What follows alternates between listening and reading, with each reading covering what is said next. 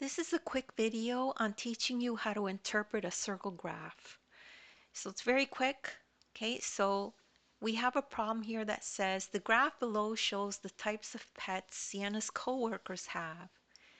And we could see that there's different fractions given to this circle graph depending on the pet. Okay, so it says here arrange the numbers from most type of pet to least type of pet.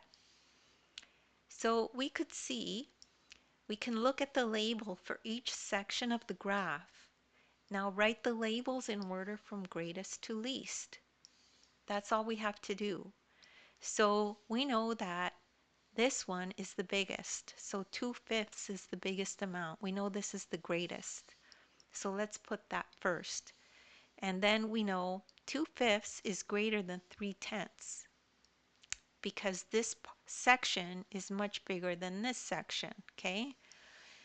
Then we know that 3/10 is greater than 1/5.